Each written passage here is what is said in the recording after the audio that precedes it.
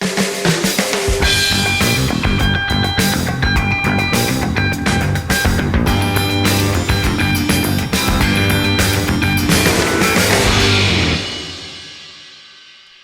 to the Debrief, Carolina Journal's weekly recap of major developments in North Carolina politics and public policy. I'm Mitch Kokai, sitting in for Donna King. And joining us this week for a very interesting discussion, we have Brian Balfour, who is the Senior Vice President of Research at the John Locke Foundation, and Brianna Kramer, who is a reporter for Carolina Journal. Both of them have been looking very closely into the state budget, and that's one of the reasons why we have them on this week's program, because it's all about the budget. Normally, at this time of year, late June, you might be hearing about the state Senate and state House coming together or getting close to a deal on a final budget. But for recent weeks, we've seen a lot of discussion about the possibility there would be no new state budget. North Carolina has a budget. It's a 2-year budget. So on July 1st, the second year of the existing budget will go into place unless there are some changes. And there's been some talk about potentially not being any changes. But we've seen some recent developments in the past week or so in both chambers coming up with their own plans. Brianna Kramer, you've been following this very closely for Carolina Journal. Tell us what's come out just in the past week or so from the House and Senate. Yeah, sure. So a lot has happened in the last week. The House said they were tired of waiting. And so on Monday night this week, they released their proposed budget. They wanted to move that forward. And so that's what they've been doing all week, is going through that. They voted on it today and it passed. So it's now through the House. But at the same time, we have the Senate, who today leaders released their proposal. And so we've got 2 different budgets on each side in the works. A lot of the ideas align, but also a lot doesn't. And so, a lot's been happening as they try to, negotiate some things like education and childcare as they try to wrap up the fiscal year in the next week or so. And normally we see that oftentimes the general pattern is either the House or the Senate comes up with a budget, send it to the other chamber comes up with its budget, then they come together and have a conference committee. But a lot of us expected this time around that the General Assembly would just come in, they would negotiate behind closed doors, put together a budget, have both chambers vote on it, and go home. But this was not what we expected. Both chambers, back to sort of the old pattern, coming up with their own plans. As you've been talking to people and watching this closely, have you seen that both the members of the both chambers are sort of checking each other out to see which ones are going to support what? Yeah, definitely. They have been at odds, and so that's kind of what has stalled this in recent weeks. We know that Senate leaders have said the House is overspending and they're pulling money out from reserves that they shouldn't be. And so that's kind of been their criticism, is that they want conservative spending and they're not getting that from the House. And so we saw in the House proposal this week that they do stick to a lot of the main conservative policy ideas, like the opportunity scholarships, but they also do have some earmarks and other things in there that the Senate wasn't happy about. You posted a story at carolinajournal.com today comparing some of the pieces of the House budget and the Senate budget. What are some of the things that are the same or different in the plans? Yeah, so today the Senate came out with theirs, so it was interesting to see that they're going to put $155 million towards education and then $463 million towards the opportunity scholarships, which is almost identical to what the House proposed just a few days ago. So they are in line on opportunity scholarships. Childcare, same idea. They're both very similar on their proposals. And that's an interesting one because it's an anticipated funding cliff that's expected because federal money was kind of helping that in recent years with COVID and everything. And so that's supposed to end in the next week or two. And so that's been a rising concern that they're trying to address, although they say it's just a Band-Aid over the real issue. And so they'll have to address that next session, what to really do about childcare funding. So that's another one. And then Medicaid. They're both very aligned on that one as well. Yeah, shocking that you expand Medicaid and Medicaid expenses grow. That's a good time to turn now to Brian Balfour. You've been monitoring the North Carolina budget for a number of years. As you saw and really looked in detail at the House plan and have had a chance to peruse briefly what the Senate's come up with, what's stood out to you? Well, as you said, I have been looking at these budgets for a lot of years, so I often like to try to provide a little context in the long term. So the House and Senate plan, the House plan would increase spending about 6.5% over the current year budget, year over year.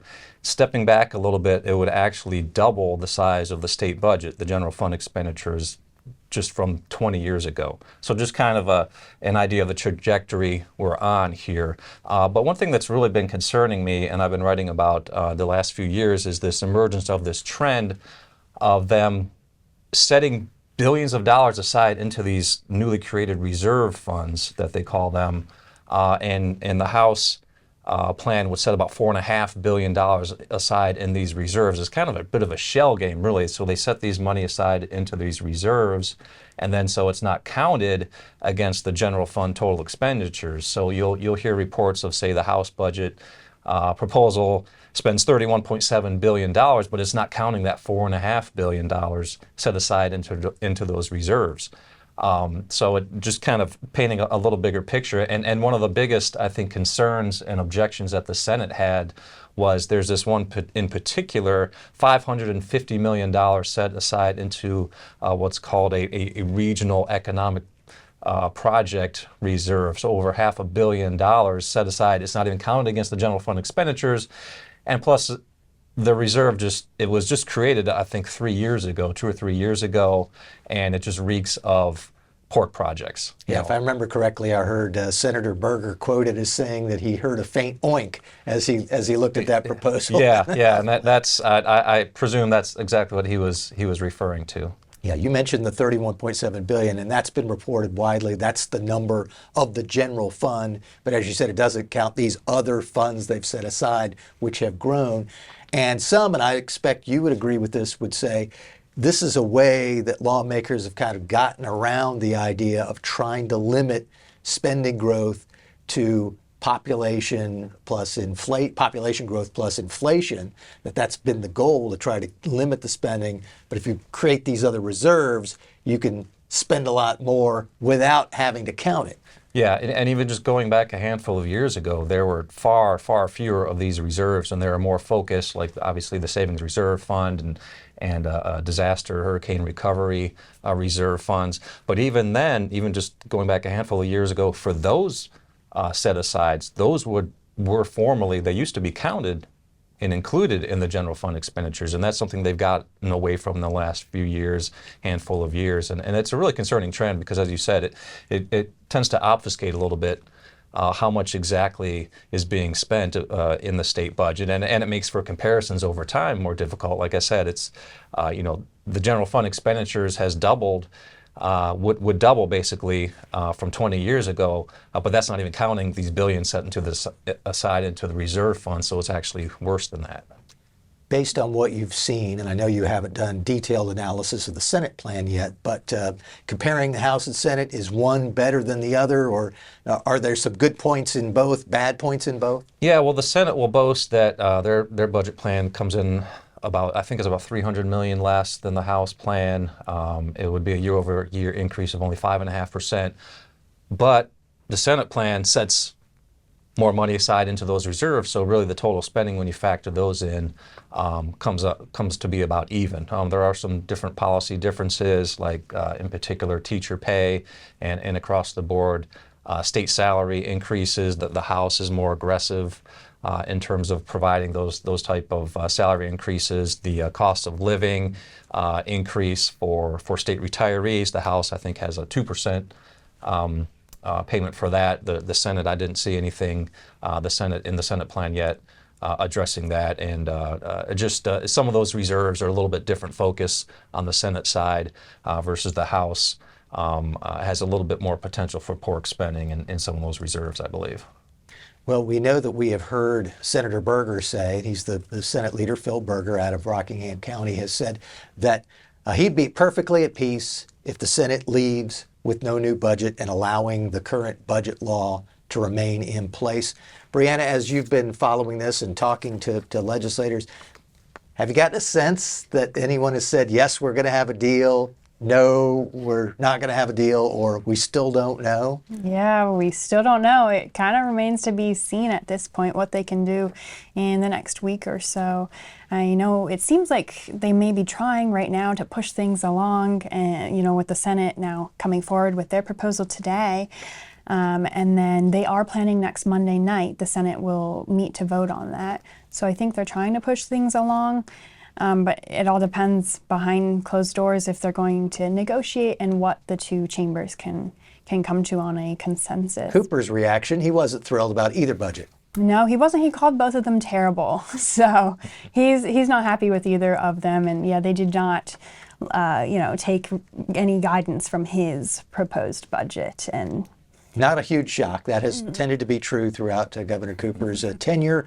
And in fact, we've had a couple of years when we had no new budget because there was no Republican supermajority. Governor Cooper would veto the budget and there weren't enough votes to pass it. So we went for a couple of years with no new budget at all. The old budget remained in place. Brian, as you continue to watch this, what's going to be the biggest thing that you're going to be watching out for to say that this is a decent budget, or no, this is a bad one and we got to watch out? Yeah, well, the biggest sticking point is going to be the salary increases for teachers and state employees. It's a large line item in the budget. Obviously, it's a significant difference between the two budget proposals. Also, the House, the budget bill itself goes for, I think, like 250 pages or more.